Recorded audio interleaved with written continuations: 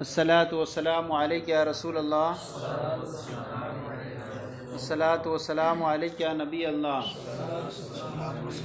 अस्सलातु वस्सलामु अलैका या हबीब अल्लाह व अला आलिका व अस्हाबिका या नूर अल्लाह सल्लल्लाहु ताला अलैहि वसल्लम। फ़स्लुन फ़िल इख्तिलाफ़, ये फ़स्ल है इख्तिलाफ़ के बारे में, यानी रब्बुल माल और मुज़ारिब के दरमियान इख्तिलाफ़ हो जाए। नफ्स रासुल माल में इख्तिलाफ़ होगा, या तो फ़ायदे में इख्तिलाफ़ होगा, या जो है वो नौ में इख्तिलाफ़ होगा, या वक्त के एतबार से इख्तिलाफ़ होगा कि किस वक्त के लिए मैंने दिया था। तो इस एतबार से किसका कौल मोतबर होगा और किसका कौल नहीं होगा, ये सारी बहस इसके अंदर है।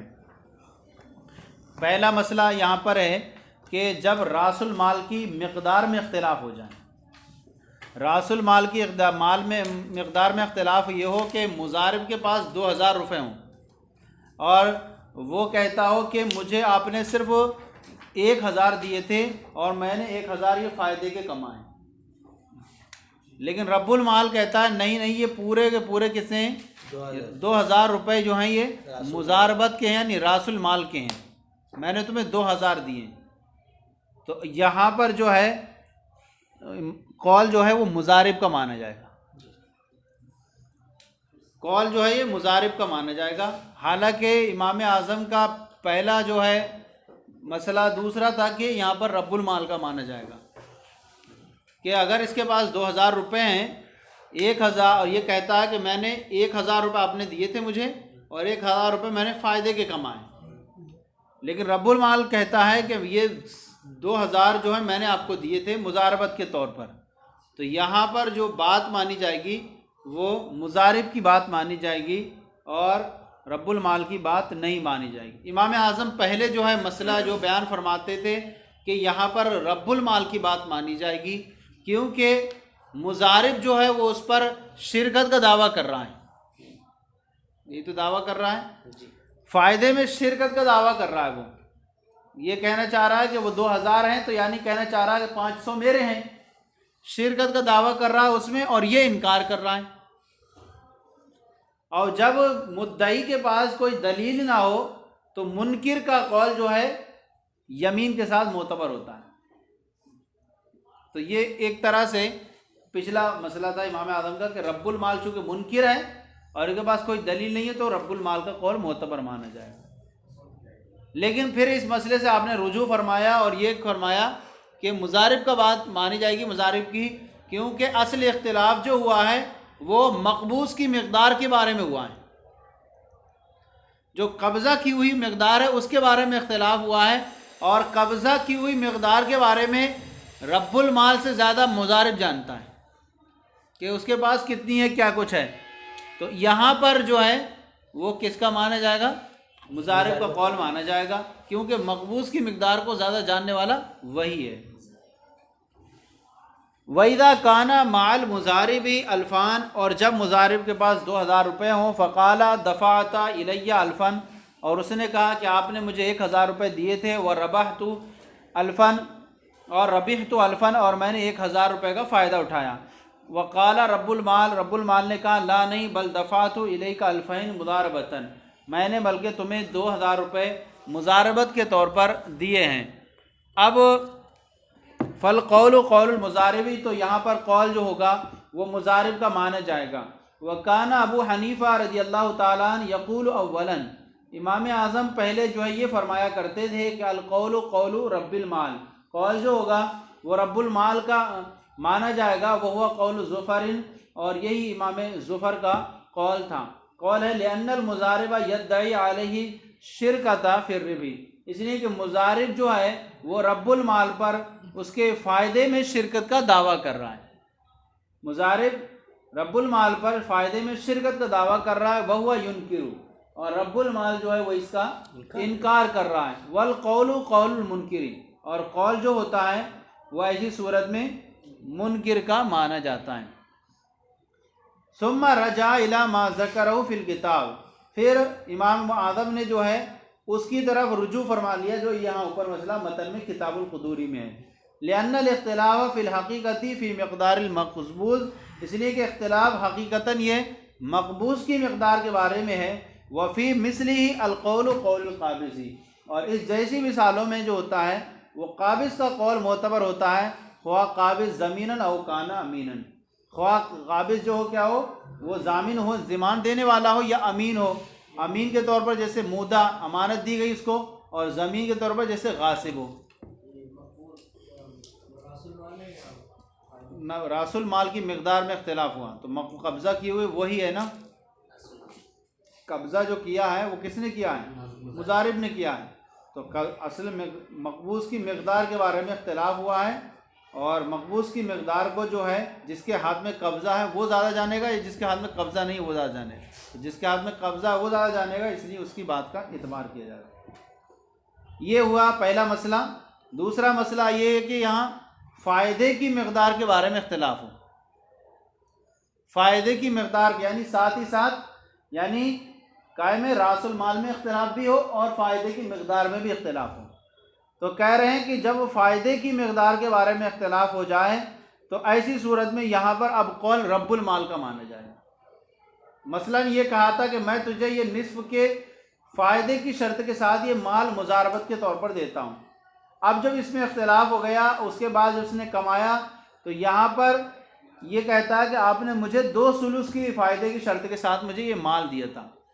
तो यहाँ कहते हैं कि ऐसी सूरत में जो है ये रब्बुल माल का कौल मोतबर होगा, क्योंकि फ़ायदा जो होता है वो शर्त के एतबार से साबित होता है, और शर्त कौन लगाता है फ़ायदे की, ये रब्बुल माल की तरफ से होती है। जितने फ़ायदे में दे रहा हूँ ये इतने फ़ायदे में देता हूँ, तो शर्त जो पाई जाती है वो रब्बुल माल की तरफ से। हाँ, ये उस सूरत में जबकि किसी के पास बय्यिना ना हो।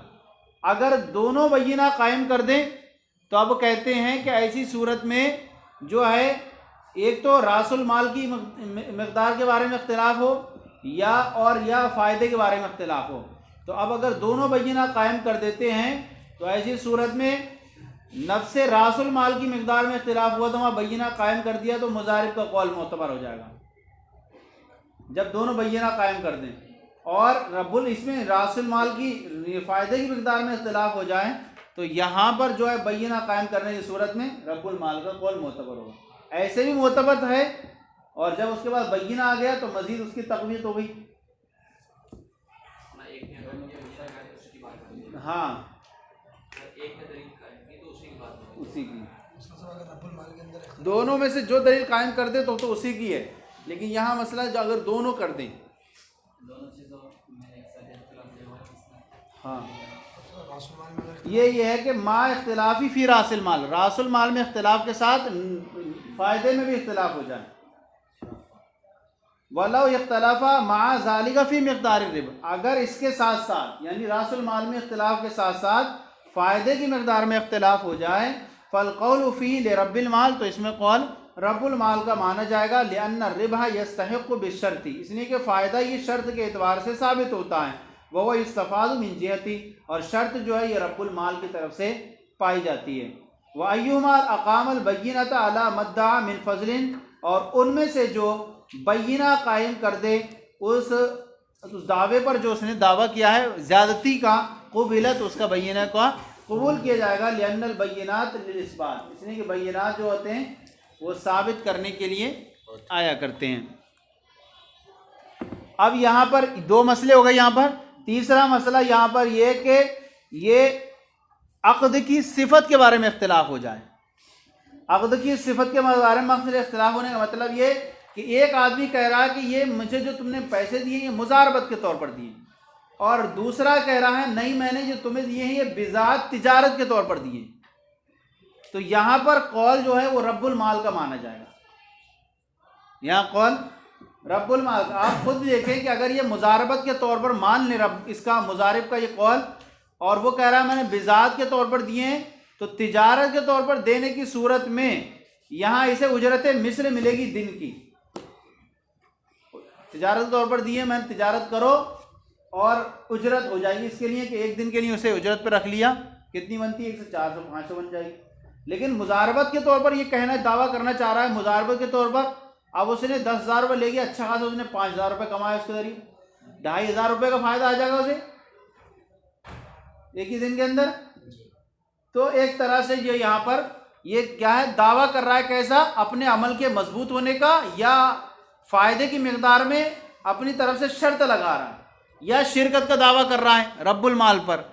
तो यहाँ पर और वो इसका इनकार कर रहा है, वो कह रहा है कि मैंने जो है मुजारबत के तौर पर नहीं दिया है, बल्कि मैंने बिज़ात तिजारत के तौर पर दिए थे। वाला वमन काना माहू अल्फु दिरहमिन, और अगर उसके साथ 1000, उसके पास 1000 दिरहम हो, ये इख्तिलाफ है अक़द की सिफत के बारे में, और उसके पास 1000 दिरहम हो, फ़क़ाला हिया मुज़ारबतुन ले फ़ुलानिन बिन निस्फ़, कहा ये फ़ुला के मुज़ारबत के हैं निस्फ़ के फ़ायदे के साथ, यानी इसने कहा मुज़ारिब ने, ये फ़ुला के मुज़ारबत के हैं निस्फ़ के फ़ायदे के साथ। वक़द रबिहा अल्फ़न, और इसने जो है वो 1000 का फ़ायदा हासिल कर लिया है। वक़ाला फ़ुलानुन, और फ़ुला ने कहा हिया बिज़ातुन, यानी फ़ुला से मुराद रब्बुल माल ले लें, और फ़ुला ने कहा ये तिजारत के तौर पर। फ़ल क़ौलु क़ौलि रब्बिल माल, तो कौल किसका माना जाएगा, वो रब्बुल माल का मोतबर होगा। लिअन्नल मुज़ारिबा यद्दई अलैहि तक़वीम अमली, इसलिए कि मुज़ारिब जो है वो मुज़ारबत का दावा करने से अपने काम की मजबूती का दावा कर रहा है, यानी फ़ायदे की मिकदार के एतबार से। और शर्तम मिन जिहती, या फ़ायदे की मिकदार में अपनी तरफ से किसी अपनी तरफ से किसी शर्त का दावा कर रहा है। और यद्दाई शिरकता, या शिरकत का दावा कर रहा है। वह हुआ युनकिरु, और जो रब्बुल माल है वो इसका इनकार कर रहा है, तो ऐसी सूरत में कौल मुनकिर का माना जाएगा। ये अपनी तरफ से किसी शर्त का, शर्त का सब, यानी मैं फ़ायदे की मिकदार में शर्त का दावा कर रहा है। वह युनकिरु, और वो इसका इनकार कर रहा है, तो कौल मुनकिर का माना जाएगा। ये तो हुई एक सिफत के बारे में मिकदार में इख्तिलाफ। और दूसरी एक और सी सिफत में इख्तिलाफ की मिसाल दे रहे हैं कि मुजारिब ने यह कहा कि तुमने मुझे ये माल कर्ज के तौर पर दिया था, और वो रब्बुल माल कहता है कि नहीं, मैंने तुम्हें ये तो तिजारत के तौर पर दिया था, या अमानत के तौर पर दिया था, या मुजारबत के तौर पर। आप देखें कि कर्ज के तौर पर लेने की सूरत में किसका फ़ायदा हो रहा है, कर्ज के तौर पर लेने की सूरत में मुजारिब का फ़ायदा हो रहा है। मान लीजिए मैंने इनसे 10,000 रुपये लिए, अब ये 10,000 रुपये लेने के बाद मैंने अच्छा खासा फ़ायदा कमा लिया उसमें। अब मैं कहूँ कि ये फ़ायदे मुझे जो मिले हैं कर्ज के तौर पर मिले हैं, और ये कहें कि तिजारत के तौर पर हैं, या मुजारबत के तौर पर, या अमानत के तौर पर। अमानत के तौर पर है तो मुझे कुछ नहीं मिलने वाला, तिजारत के तौर पर है तो उजरत मिस्र मिल जाएगा, मुजारबत के तौर पर है तो क्या हो जाए, तयशुदा फ़ायदा मिल जाएगा। लेकिन कर्ज के तौर पर मैं कह रहा हूँ तो पूरा का पूरा मेरा ही बना, रब्बुल माल का तो कुछ है ही नहीं इसमें जी, तो ज़्यादा फ़ायदा आ रहा है यहाँ पर। हाँ, तो यहाँ पर भी क्या है, रब्बुल माल का कौल मोतबर होगा। हाँ, अगर बय्यिना कायम कर दिया तो फिर बय्यिना की सूरत में इसका कौल मोतबर होगा।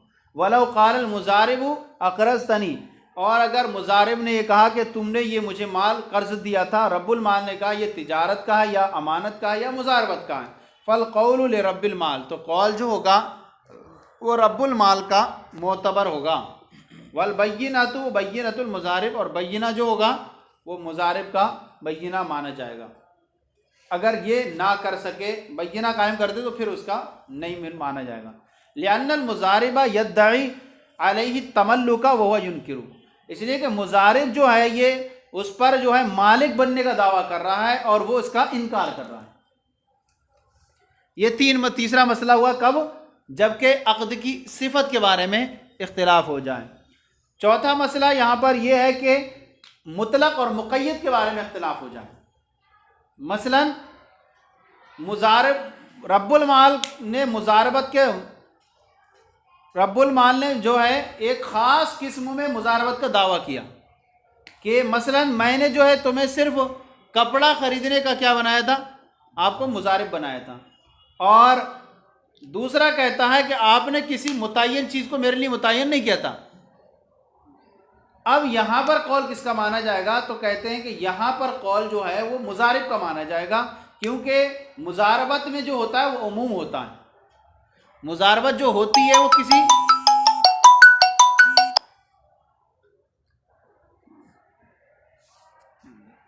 मुजारबत जो होती है वो किसी ख़ास उसके लिए नहीं होती है। हाँ, तो यहाँ पर जो है क्योंकि मुजारबत के अंदर उमूमियत होती है। हाँ, अगर यही वकील वाला मसला हो तो वहाँ वकील वाले मसले में जो है मुवक्किल का कौल मोतबर होगा।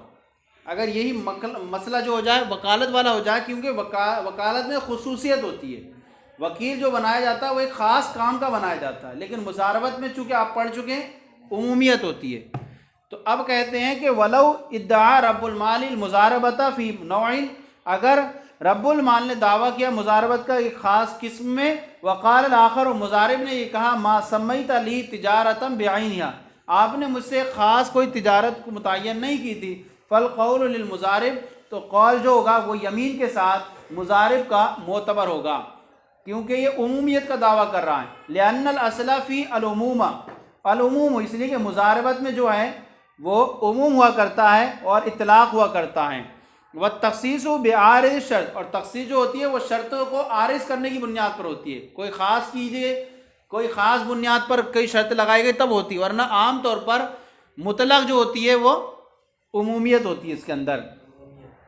बखिलाफ़िल वकालत, बरखिलाफ़ वकालत के, लिअन्नल असला फ़ीही अल खुसूस, इसलिए कि वकालत में जो होती है वो खुसूसियत होती है, और वकालत में ख़ास किसी काम का ही बनाया जाता है वकील। इसलिए अगर मुवक्किल के वकील ये कहता है कि नहीं आपने मुझे मुतलक इजाज़त दी थी, तो ऐसी मोतबर नहीं माना जाएगा। पांचवा मसला यहाँ पर यह कि इख्तिलाफ जो हो जाए वो तक़यीद के बारे में हो जाए, तक़यीद के बारे में इख्तिलाफ हो जाए। मसलन उनमें से हर एक ख़ास किस्म का दावा करे, नौ का दावा करे। मसलन रब्बुल माल ये कहे कि मैंने जो है वो तुम्हें जो है मुजारिब बनाया कपड़े में, और मुजारिब ये कहे कि नहीं खाने में तुमने क्या बनाया था, मुझे मुजारिब बनाया था। अब यहाँ पर जो है इसका कौल मोतबर होगा रब्बुल माल का।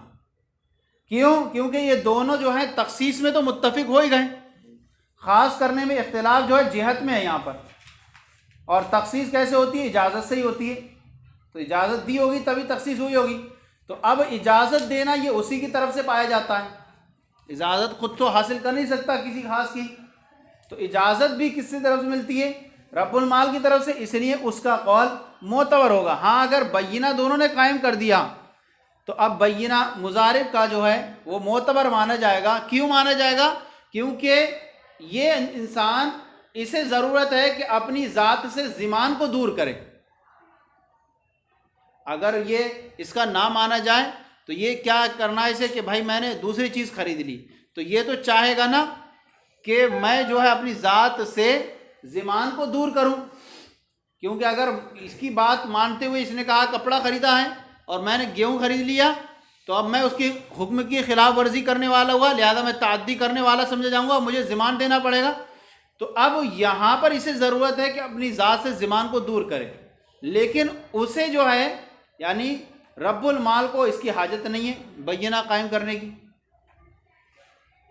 तो इस एतबार से इसकी बात मानी जाएगी। अगर किसी का दोनों के बैयनों में मुकर्रर किए गए हों, दोनों के बैयने वक्त के साथ मुकर्रर हों, दोनों के बैयने वक्त के साथ मुकर्रर हों, तो अब किसका कौल मोतबर माना जाएगा?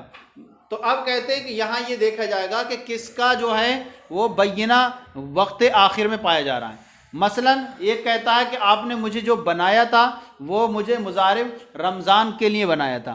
रब्बुल माल कहता है मैंने रमज़ान तक आपको मुजारबत पर दिया था ये माल, लेकिन मुजारिब जो कहता है कि आपने नहीं शव्वाल तक बनाया था। तो अब यहाँ पर जो लास्ट वाला है इसकी जो है बात मानी जाएगी, क्योंकि ये लास्ट वाला जो आया ये आखिर नासिख है और आखिर वाली शर्त जो है पहली वाली को तोड़ देती है। हो सकता है कि यहाँ पर इसको मुमकिन है ऐसा करना। मसलन रमज़ान में अच्छा कारोबार चल रहा है, अच्छी कमाई चल रही है, तो थोड़ा मियाद और बढ़ा देता हूँ। बहुत सारी सूरतें हैं। वलो इद्दा कुल्लु वाहिद मिनहुमा नौअन, और अगर उन दोनों में से हर एक ने एक नौ का दावा किया, वफ़ल कौल लिरब्बिल माल, तो कौल रब्बुल माल का माना जाएगा। लिअन्नहुमा इत्तफ़क़ा अला तख़सीस, क्योंकि ये दोनों जो हैं वो तख़सीस में जो हैं मुत्तफ़िक़ हो गए हैं। और वल इज़्नु युस्तफ़ादु मिन जिहती, और इज़्न जो मिलता है इसका तख़सीस का वो रब्बुल माल की तरफ से मिलता है। फ़यकूनुल क़ौलु लहू, तो कौल जो होगा वो रब्बुल माल का मोतबर होगा। वलो अक़ामल बय्यिना, और अगर दोनों ने बय्यिना कायम कर दिया, फ़ल बय्यिनतु बय्यिनतुल मुज़ारिब, तो बय्यिना मुज़ारिब का मोतबर होगा। लिहाजती इला नफ़ी ज़िमानी, इसलिए कि इसे जो है वो ज़रूरत है कि अपनी ज़ात से ज़िमान को ख़त्म करे। व आदमी हाजतिल आखरी इलल बय्यिना, और दूसरे वाले यानी रब्बुल माल को अब बय्यिना की कोई हाजत है ही नहीं, क्योंकि ज़िमान उसकी तरफ से नहीं पाया जाए, उसका तो अपना माल है। लिहाज़ ज़िमान मिन जिहती वलो वक़्क़तिल बय्यिनतान वक्तन, और अगर दोनों बय्यिने किसी वक्त के साथ मुअक्कत हों, किसी वक्त के साथ मुकर्रर हों, फ़साहिबुल वक्तिल आखिर औला, तो आखिरी वक्त वाले का जो बय्यिना होगा वो क्या होगा, आखिरी वक्त वाले का बय्यिना वो मोतबर माना जाएगा। लिअन्ना आखिर शर्तैनी यनक़ुज़ुल अव्वला, इसलिए कि दोनों शर्तों में से आखिर वाली जो शर्त है वो अव्वल को क्या कर देती है, तोड़ देती है, इसलिए जो जिसका आखिर होगा उसका कौल मोतबर होगा। आगे से